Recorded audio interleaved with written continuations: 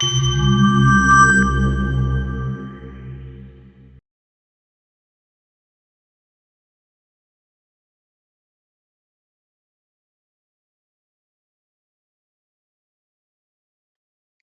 afternoon, everyone.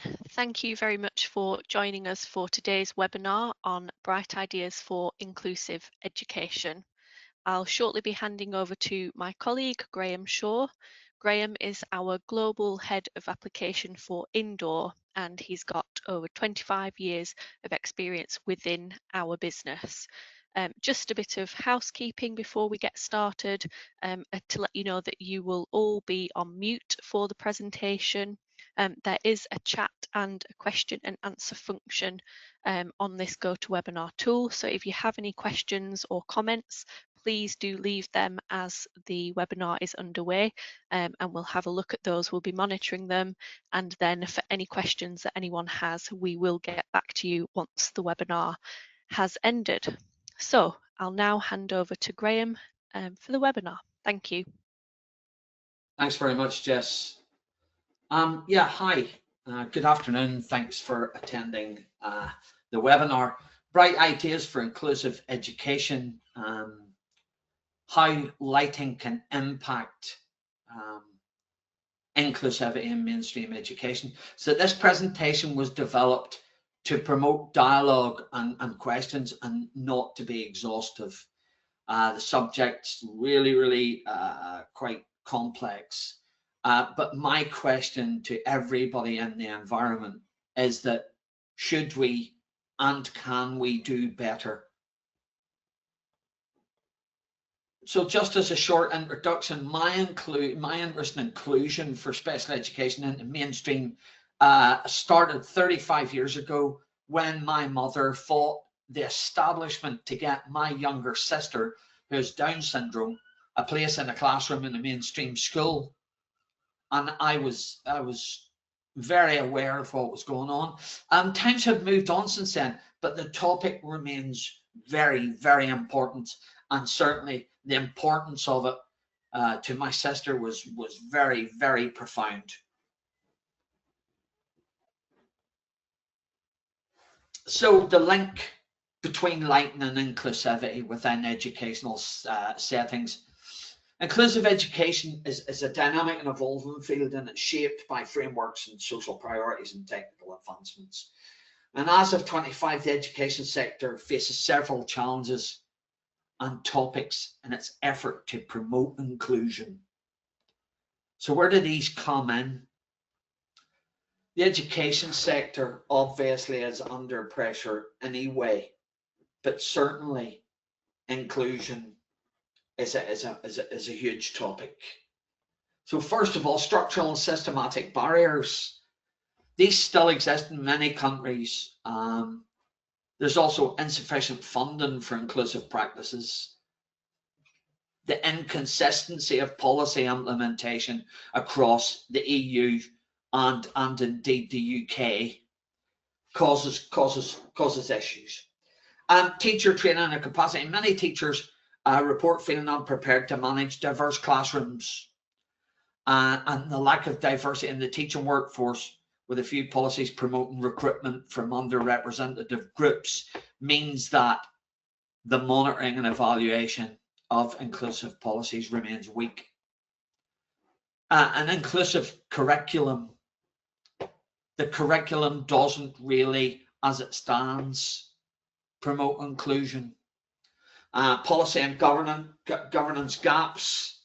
There are issues right across the framework and right across governments in the EU. And finally, the one that causes the most pressure on everyone are budgets. Something we're all very aware of, that budgetary constraints, budgetary restrictions mean that we really can't push forward, and that it is a bottleneck. However, Ofsted said that SEND is the biggest issue for schools. And up until the change in government, major reforms to SEND kicked off with a 740 million capital investment to create more specialist places. The money may or may not have come through. In Europe, and it's worth pointing out, that this is what's in front of you, is people with an official decision of SEN educated in inclusive settings. Would it surprise you to know that across Europe, diagnosis times for an official decision of SEN run from 2.7 to 4.2 years, meaning that some children are near the end of primary education by the time they get an official decision. And you can see here some countries in Europe better than others. We bring it down to a percentage level. You can see the percentages are really low. This is a percentage of children with an SEN diagnosis in mainstream schools, quite low. Iceland, really high, because Iceland has got a small and quite decent set of inclusive notes. So where can we take all this? Where does this really lead us? It means that there are trends that are starting to come through. AI-driven personalized learning, absolutely support. Cross-sectional collaboration, which is education, health, social services. Policy harmonization is an effort across Europe and neighbouring countries to fix the policies. And then finally, the one that I'm interested in, this increased focus on mental health and well-being. So I'm going to take the mental health and well-being portion, and I'm going to see how Wayne lighting can have an impact. So how does lighting impact? Lighting and good lighting, need to make that really clear. There is lighting and there is good lighting. So really, let's look at how improved lighting. So improve the lighting. Improving the quality of light and design, and how it's designed in educational environments, can significantly support the goals of inclusion. And I'm going to point out why. I'm going to take you through how and why. So students and teaching staff face increasingly strict targets, crucial to optimize the learning environment. This is a phrase that I use all the time. Optimize, English word, means to make the best that it can be. How do we optimize any environment? We make it the best that it can be from the design stage. And this can be effective, that when you improve the quality of classroom lighting, enhancement can significantly boost comfort, which is important for children, and the performance of both students and staff. We sometimes forget about the teaching staff. Whenever we're lighting classrooms, we tend to light to a low level because it's only children.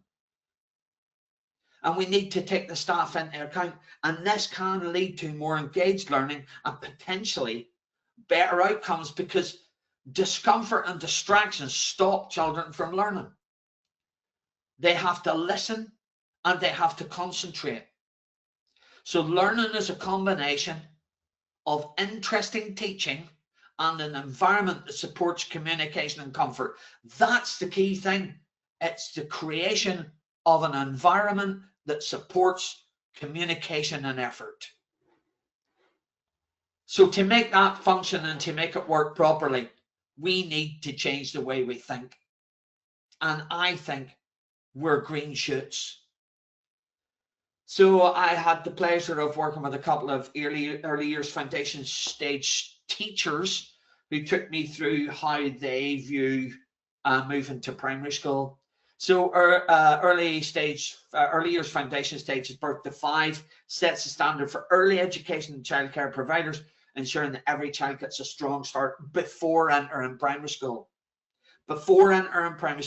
So it's built on 4 guiding principles: a unique child, every child is different, very important, positive relationships, strong bonds.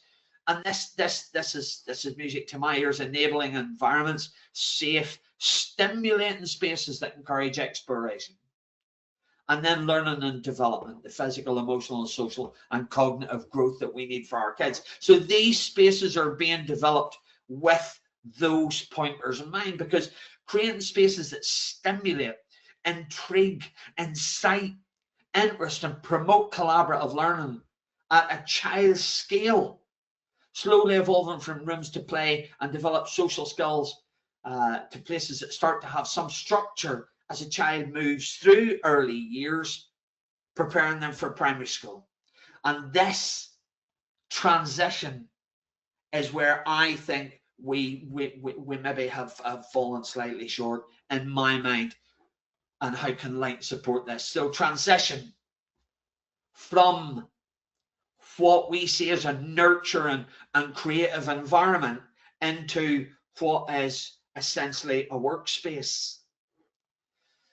The Department for Education, DFE, in its new technical guide, which was published in March 25, the opening statement is that we want to produce healthy and productive spaces with good air quality, thermal, acoustic, and visual comfort. Indoor environmental qualities, IEQs, very, very important. But when you look at what we're creating, minimum values for acoustics, minimum values for air quality, minimum values for lighting, we're creating boxes. So schools are challenging places for children enough, both academically and socially. Children need to navigate their development in a building and spaces that create stimulating and safe spaces. So stimulating and safe spaces, maybe this is what we should look to. Maybe this is what we should be aiming for. But okay, so I've built the picture. I've told you what the issues are. So I'll now go into how can better light support what we do. Well, first of all, it can reduce structural barriers. Well-lit classrooms are more accessible for students with visual impairments or mobility challenges. And subjects in classrooms are different.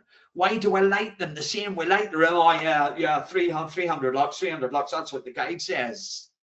But maths needs concentration, drama is expressive, and science has got safety concerns. Why can't we use more light in a better way? And students are different. And we hate doing it with chickens, but we'll do it with children. We don't like battery farming, but we're battery farming our children. And as we move through the academic day, students need to stay focused and interested, especially for SEN students who find conventional spaces difficult. Give the teachers the ability to change the environment to suit their needs, equip them with the skills to understand what they can do and how they can do it, how they can affect. So use the light in a constructive way. Enhanced navigation and safety, particularly for students with physical disabilities or sensory processing issues. Don't light the space. Light the people in the space for what they're doing. What is it they're doing? This idea that one light, one type, one space is fundamentally outdated and it needs to change. You need to support diverse learning needs. And how can we do that? Certainly, we have the technology and lighting to be able to adjust the lighting, to control the lighting, to change the color temperature of the lighting. And this can help students with autism, ADHD, sensory sensitivities, and sometimes help reduce overstimulation. In this instance, where this is concerned, the quality of light is critical. Special education students are more sensitive to poor lighting and are affected in spaces most students would find perfectly acceptable. We need to build our buildings with this thought in mind. The average person no longer exists, and the legislative requirements that we have are woefully behind. So what else can we do? We can improve focus and attention. And how can we do that? Well, more light is not always the answer. Better designed light, better usable light improves performance and behavior. And for all this, and the world has understanding this now, that lighting controls are essential, you must be able to create environments. Improve digital accessibility. This is a clever one. I like this one because properly designed and controlled lighting can reduce screen glare and eye strain. And you have more and more screens now being used in education environments. So students with poor vision and reading difficulties, you can have tools that can support this. More screen usage might also mean using bigger typefaces and things like that. But it's not about just avoiding the light on the screens, but contrasting the visual scene between the background and the screen. You can't have a dark background and a bright screen. We have bright screens at the front of classes, and we've stopped wall lighting. We've stopped it. Why? Because somebody building a school has said, no, that's an added cost we don't need. I go back to budget. It's an added cost. I don't want to do that because it's an added cost. The cost to our children is that the next generation are being nurtured in environments that aren't suitable.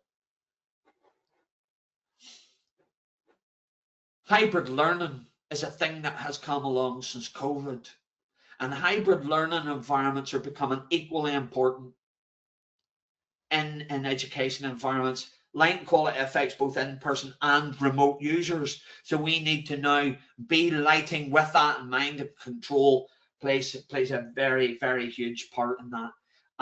The lighting control and the importance of control, and the importance of having more light and being able to turn it up. There's an interesting concept. Imagine being able to turn the lights up. There's one question for all you naysayers that go 300 lux. For me, the teacher's ultimately as important as anything else. I love this image, the teacher holding a light bulb. Teacher effectiveness. Teachers are under stress and strain, difficult environments. So giving teachers the benefit of better lighting helps them possibly to observe students' needs. Manage classrooms. There's an interesting idea. And adapt teaching strategies with the use of controls. Well, I'll tell you what, we've come in after being outside for a while, and we're going to have story time or whatever. Wouldn't it be lovely maybe to turn the lighting to a warmer color temperature, warm up the environment, maybe dim the lights down a wee bit and have some brightness at the front, allow the students to become part of the experience. And with all this, understanding how students react to different lighting conditions, how to use controls, teach the teachers how to use and adapt. So teachers need guidance on what we engineer for their buildings and how they can build and adapt with the experience. As a teacher stands in the environment, they can use the lighting to enhance and adapt the experience for the student. And going back to something that we spoke about at the start of this, enhanced well-being and mental health, huge issue. Exposure to natural daylight. We as humans are predicated to natural daylight, and having natural daylight ingress into the space is very, very important. And also having a lighting system that can adapt to that with some sort of change of output and color temperature during the day can improve moods, can absolutely improve sleep patterns and emotional regulation. All these things are critical for students with mental health challenges, and we can do this. Good lighting doesn't have to be overpriced and too expensive. It can be within a budget when it's understood what the benefits are. We need to create a more welcome and inclusive atmosphere. So students, when they enter a room, does it welcome, or is it, here's a good, formal, rigid, and uncomfortable? I've certainly been in those. So good lighting can welcome, reassure. Bad lighting can create nervousness and stress. It absolutely can. And we need to promote engagement. So finally, for the last few minutes, I'm just going to go through what I believe are the 7 key takeaways from what I've just told you. So flexible light planning and the impact of better light. Tailored lighting needs. Children with SEN and disabilities have diverse needs. For instance, students with dyslexia may require different lighting compared to those on the autistic spectrum. So we can't treat SEN as a single volume. We need adaptable lighting schemes that can adapt to the inclusion, that can adapt to the environment and that can help and support. Tailored lighting needs, properly designed and controlled.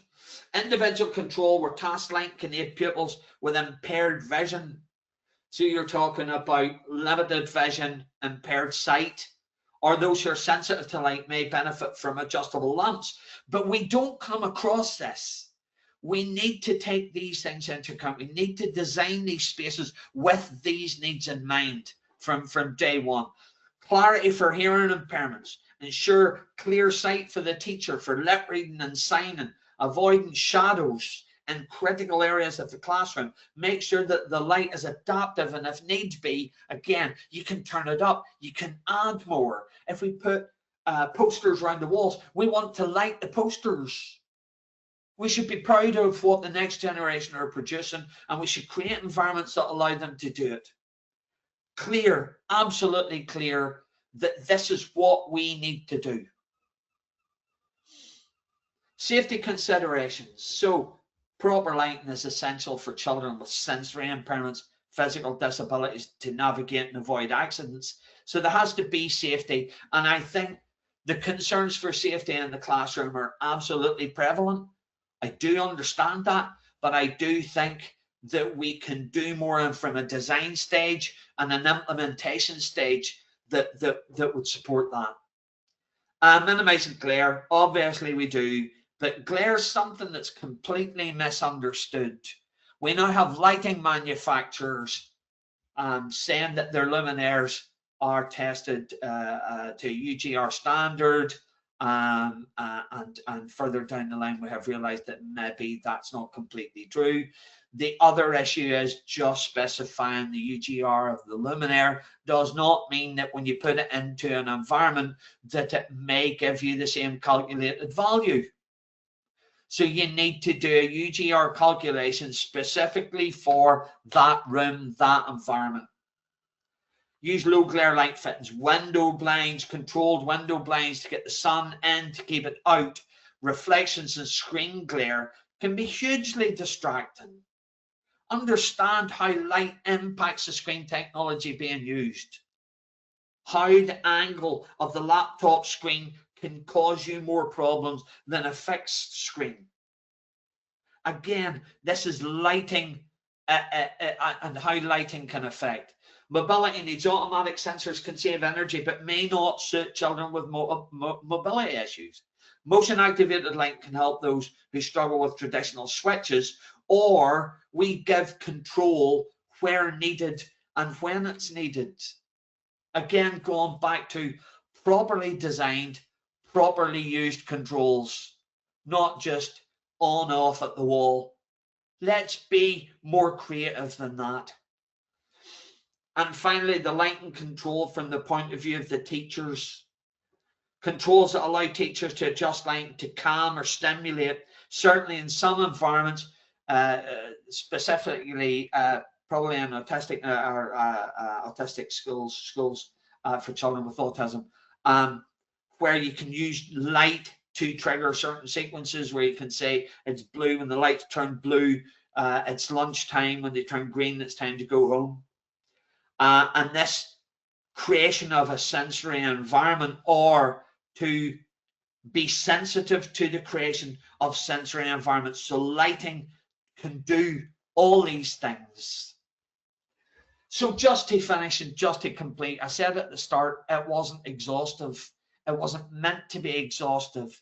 It was meant to be a recognition that if you look at the 4 important IEQs, which they're looking at in education, which is light quality, temperature control, acoustics, and air quality, light is one of the key benefits and key factors that can be used to support inclusion in the modern teaching environment.